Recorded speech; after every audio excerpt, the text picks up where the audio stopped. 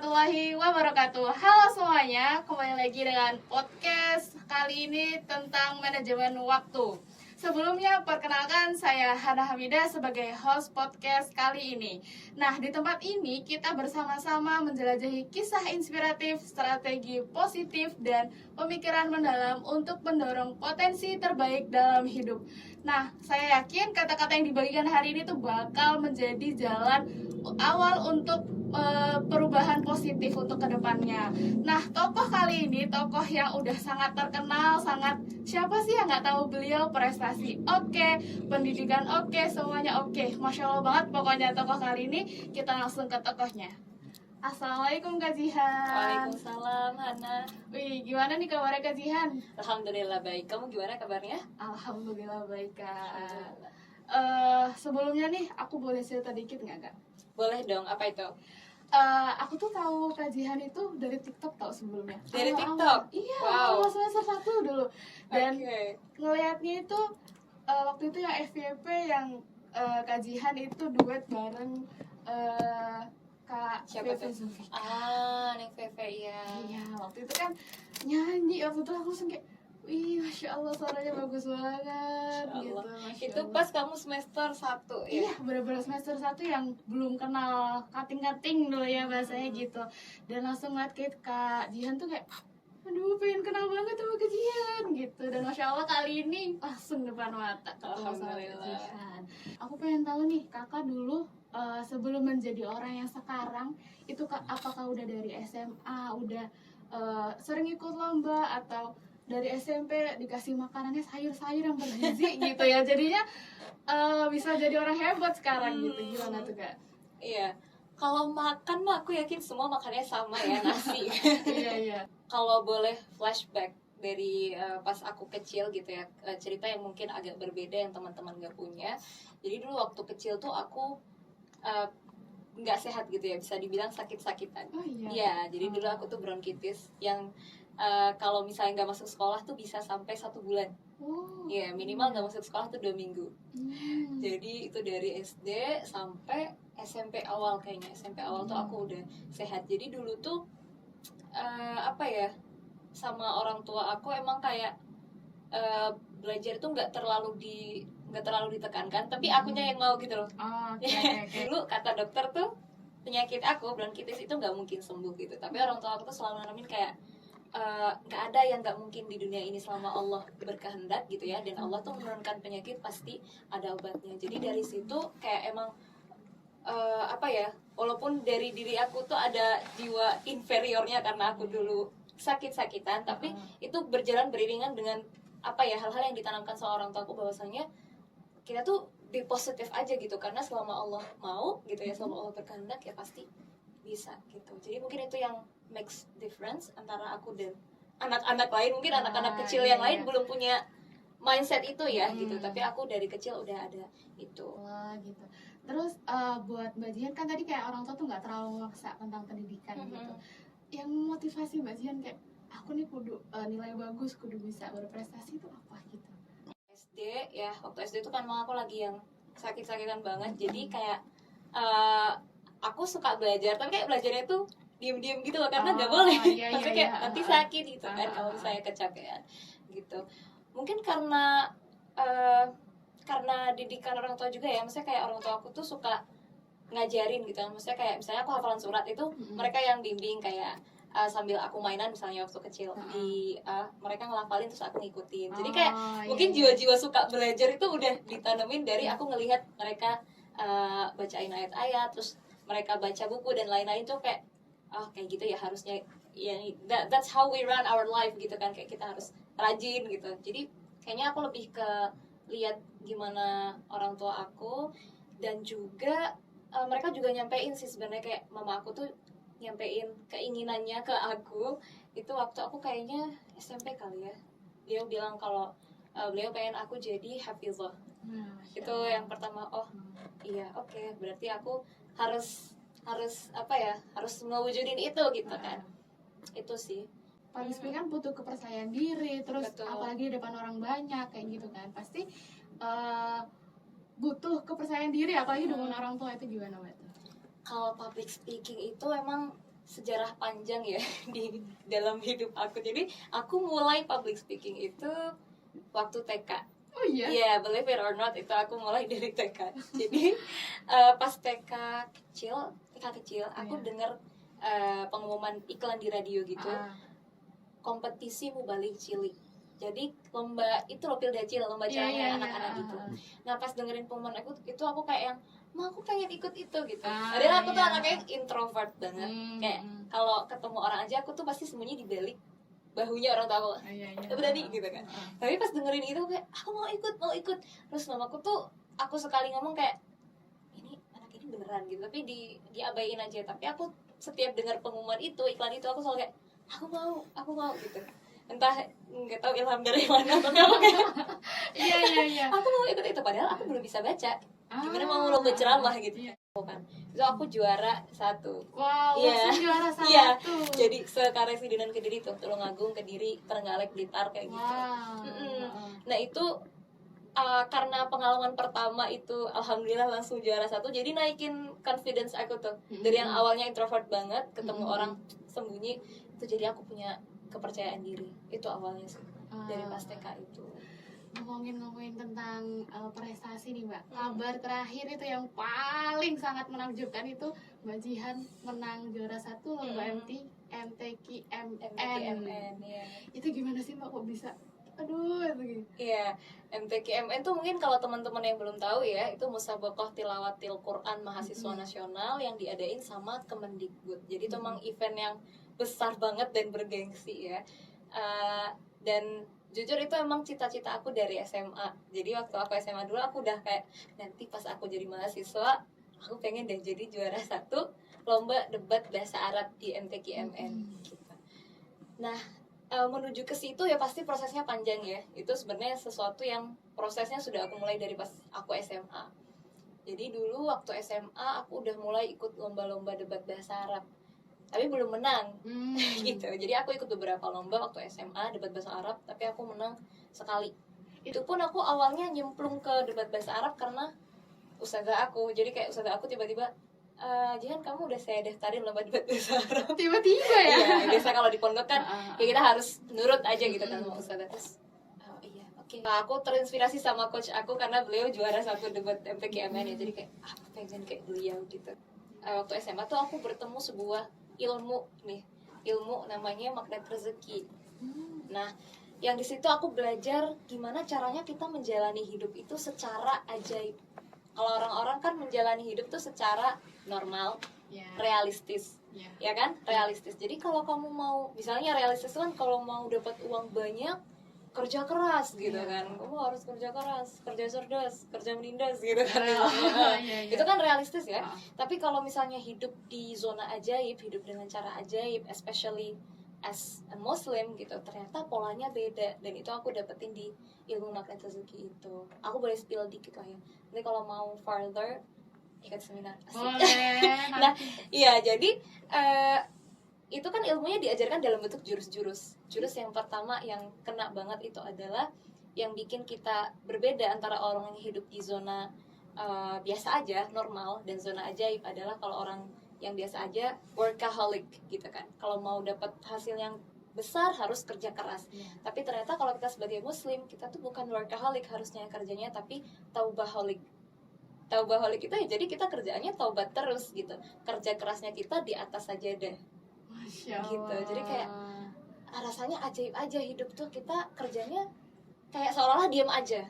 Tapi bukan benar-benar diam ya. Kita kerja di atas sajadah, kayak kita menguliti dosa-dosa kayak aku selama ini dosanya apa aja ya. Itu ditobatin satu persatu sambil terus berhati-hati dari dosa. Setelah itu aku masuk kuliah. Awal-awal itu aku belum langsung terjun ke debat ya, karena aku belum nemu partnernya.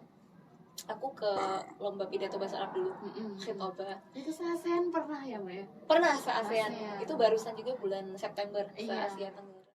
Juara 1 juga ya Mbak? Alhamdulillah. Masya Allah, Iya. se-ASEAN. Alhamdulillah. Alhamdulillah, oke. Tadi kan sebelumnya kan aku nih kenal Mbak Jihan dari TikTok tuh, nyanyi gitu. Aku lihat di CV Mbak Jihan tuh juga ada tentang prestasi tentang yang IC Star yang di Istanbul. Iya betul. Itu gimana Mbak? Udah sampai Istanbul? Iya, Masya Allah. itu bagian salah satu dari keajaiban hidup yang aku rasain ya, karena rasanya kayak itu lomba nyanyi pertama aku gitu. Iya, itu lomba nyanyi pertama aku dan itu langsung internasional, jadi kayak it seems impossible actually. Jadi kayak kalau misalnya dilogikain seorang Jihan gitu lomba nyanyi internasional. And matter of fact, dulu waktu aku SMP, aku pernah ikut seleksi nasyid di sekolah aku dan aku nggak lolos, nggak masuk. Aku nggak masuk dalam tim nasyid itu. Aku kayak oh, berarti sebenarnya suara aku nggak bagus ya gitu. Yang nggak jauh dari itu ada info lomba itu IC Star itu online. Oh, online. Jadi awalnya tuh seleksi online. Aku juga kayak yang iya nggak ya maju mundur. Tapi setelah diyakinkan sama mama kayak why not gitu. Apa susahnya bikin video gitu. Kayak karena aku lihat rival-rivalnya bagus-bagus banget, kayaknya aku nggak mungkin kepilih deh. Tapi kayak apa salahnya sih bikin video, cuma bikin video doang lo gak bayar gitu kan. Ya udah akhirnya aku bikin video, daftar, dan waktu itu ada satu keajaiban yang apa ya, yang meyakinkan aku banget bahwa kalau misalnya emang ini udah waktunya, maksudnya emang Allah mau kasih ini ke kamu sekarang, ya nggak ada yang bisa ngehalangin gitu. Karena sebenarnya waktu itu deadline-nya tuh udah ditutup, apa ya, untuk submit video tuh udah ditutup. Iya. Tapi aku kayak yaudah aku bikin aja, pas aku mau upload diperpanjang deadline-nya kayak Wah, kayaknya emang waktunya deh aku ke Turki nih gitu. Terus jadi aku daftar dari 500 sekian peserta, 528 dari seluruh dunia, mereka eliminasi jadi 100 peserta. Nah 100 peserta itu kita harus bikin video lagi tuh, bikin video lagi, disubmit lagi, dieliminasi lagi jadi 50. Setelah 50 dieliminasi lagi jadi 32. Nah 32 ini yang diundang live audition ke Turki. Perjalanan aku ke Turki itu bisa dibilang akumulasi dari impian-impian aku sebelumnya gitu. Kayak aku pengen jalan-jalan ke Turki, aku juga ada kepengenan ikut ajang internasional apapun itu gitu kan. Terus aku ada impian aku pengen ketemu Mahmud Al-Khodar. Iya, penyanyi Kunanta itu. Dan ternyata itu Allah satukan di perjalanan aku ke Turki itu karena beliau waktu itu jadi juri di sana. Oke, kita lanjut ya Mbak. Jadi kan udah perjalanan itu sangat panjang gitu. Ada nggak sih pantangan-pantangan yang Mbak Jihan alami gitu, misalnya di tengah jalan gimana kayak gitu? Iya, banyak sih pasti tantangan itu yang mungkin orang-orang nggak lihat ya, kayak kalau dilihat dari luar pasti oh Jihan enak banget dia hidupnya gitu. Maksudnya dari prestasi ke prestasi, dari piala ke piala gitu kan biasa orang lihat. Ya pasti ada. Sebelumnya, jadi setelah aku terpilih di antara 32 peserta untuk live audition di Turki, itu juga nggak semulus itu ya, karena aku kan itu perjalanan aku ke luar negeri pertama kali, jadi aku belum punya paspor kan. Aku harus bikin paspor dulu, dan waktu itu apa ya, kayak ketabrak sama tanggal merah gitu loh. Jadi kantor imigrasinya ada pause dulu gitu, ada libur, dan itu jadinya aku ngumpulin paspornya nggak sesuai deadline yang dikasih sama panitia IC Star. Nah waktu itu aku bilang kayak I think I will submit the passport a little bit late gitu kan. Terus kata mereka it's fine, but if there's some charge of additional amount of the ticket because of the late submission, you will be charged for it gitu. Jadi kayak aku harus bayar lebihannya kalau misalnya gara-gara telat ngumpulin paspor tuh tiketnya jadi lebih mahal gitu kan. Terus oke, gitu, kita coba dulu, aku ngurus paspornya kan. Terus setelah jadi aku kumpulin ke panitianya beserta visanya, alhamdulillah ternyata I was not charged for anything. Kedua, pas menjelang berangkat, karena waktu itu masih pandemi ya, enggak, aku harus PCR dulu. Aku PCR di Tulungagung sebelum berangkat ke Jakarta. Jadi aku PCR di Tulungagung di lab. Setelah itu aku berangkat ke Jakarta, naik bis kan. Aku naik bis jam 11 siang. Besok paginya nyampe, pagi subuh nyampe. Setelah aku nyampe Jakarta, itu hasil PCR-nya keluar. Dan apa hasilnya? Positif COVID. Itu padahal itu kan subuh ya. Nanti malam harusnya aku flight ke Turki. Itu subuh, gak subuh banget sih, 5:30 itu aku dapat hasilnya positif. Ini bentar lagi loh, nanti sore aku mau berangkat ke bandara. Aku waktu itu ambil air wudhu, terus sholat duha. Waktu itu udah masuk waktu duha, terus aku buka Quran kayak, ya Allah ini aku lagi galau banget nih soalnya kayaknya bakal nggak bisa berangkat deh gitu kan. Kayak ya Allah tunjukkanlah kepadaku satu ayat yang bisa membuat hatiku tenang. Tenang aja, yang penting kan tenang dulu ya gitu. Yang penting kita nggak berdebar-debar nih gitu. Terus ya udah aku buka Al-Quran, pas waktu itu ayatnya surat Al-Kahfi yang wa atainahu min kulli syai'in sababa, dan kami memberinya jalan menuju apapun yang ia tuju. Fa'atba'a sababa, dan seterusnya itu. Jadi kayak wah ini petunjuknya dari Allah positif banget nih kan, wa atainahu min kulli syai'in sababa, kami memberinya jalan menuju segala sesuatu. Jadi kayak nah ini berarti aku berangkat sih, mau positif COVID mau apa juga, kalau misalnya Allah berkehendak berangkat kan berangkat aja. Waktu itu dibawa PCR lagi di rumah sakit di Jakarta. Terus aku taruh di hotel yang dekat sama bandara biar nanti gampang gitu kan. Setelah itu keluar hasilnya jam 4. Alhamdulillah, sambil nangis-nangis juga sih bukanya kayak ya Allah gitu. Sambil kayak ya Allah aku ridho apapun ini, mau positif pun aku gak apa-apa. Ya asalkan tuh tadi, kalau selama engkau ridho sama aku, apa sih yang lebih penting dari ridhonya Allah gitu kan. Setelah aku lihat negatif, dan akhirnya ya udah aku berangkat ke Turki. Oke, nah kan Mbak di luar sana tuh kan ada tuh orang-orang yang kayak dia tuh punya bakat tapi terpendam. Gimana caranya supaya dia tuh keluar gitu bakatnya? Kayak aku bisa nih gini, tapi aduh ada yang lebih jago gitu. Kayak gitu kan, kayak insecure duluan gitu. Nah itu gimana Mbak supaya kayak oke, aku harus nyoba gitu? Itu sering banget sih aku ngerasa kayak gitu jujur. Di bidang misalnya let's say di bidang nyanyi, waktu aku di Turki pun aku ngerasa kayak wah kayaknya salah deh selama ini aku ngerasa suaraku bagus gitu. Karena suara mereka tuh kayak yang kayaknya mereka lahir juga nggak nangis tapi nyanyi. Kayak aku sampai bener-bener bilang kayak gitu sama peserta-peserta yang dari Arab itu, guys, did you cry when you were born? I guess you were singing when you were born kayak gitu. Terus kayak jadi aku bener-bener waktu itu ngerasa insecure banget ya, ngerasa inferior. Wah kayaknya aku ini nggak ada apa-apanya dibandingin mereka gitu. Dan itulah gunanya kita punya environment atau circle atau at least pembimbing guru yang positif yang ada di sekitar kita, yang emang kita dengerin nasihatnya.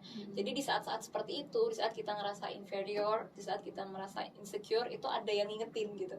Dan waktu itu aku juga seperti itu kan, aku ngehubungin guru aku kayak, Ustaz, aku kok ngerasa ini banget ya, kayak insecure banget loh, rasanya kayak aku nggak harusnya di sini loh, kayak istilahnya kita beda level gitu, aku nggak mungkin bisa ngejar level mereka yang segitu itu, yang udah ada artis di negaranya masing-masing gitu. Waktu itu beliau bilang, Jihan gitu, pokoknya ini itu kan malam ya, kamu sebelum tidur kamu harus lakuin ini gitu, kamu duduk sholat, terus habis itu bilang sama dirimu sendiri tapi dengan suara yang bisa kamu dengar, jangan bisik-bisik doang gitu ya.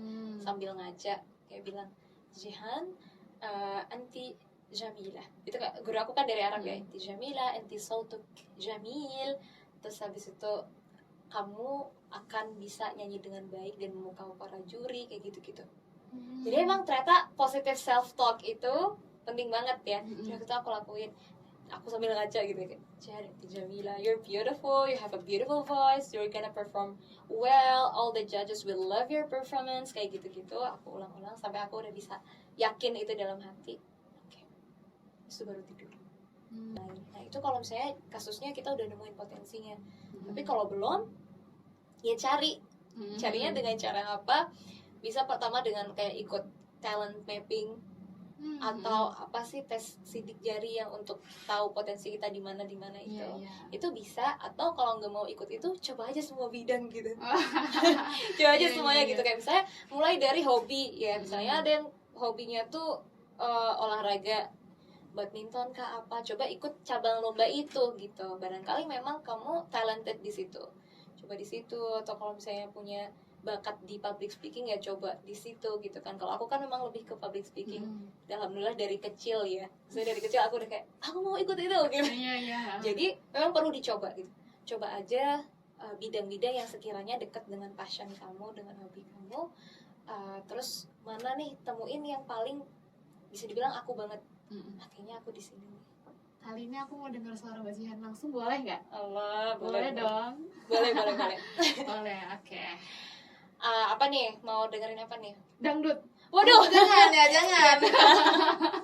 Jangan nasyid nggak apa-apa Mbak. Atau yang lagi Boleh. hype nih sekarang kan tentang Palestina. Oke. Tentang Palestina ya. Atau not fully.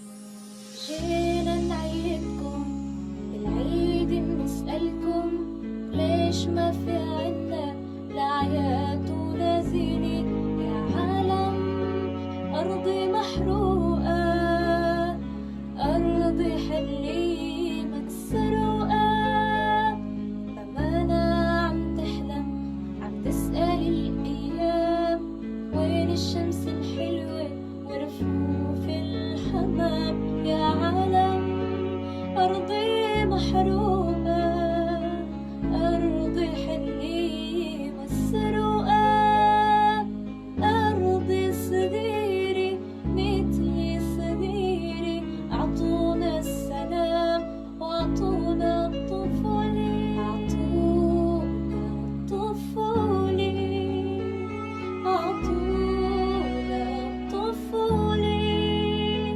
أعطونا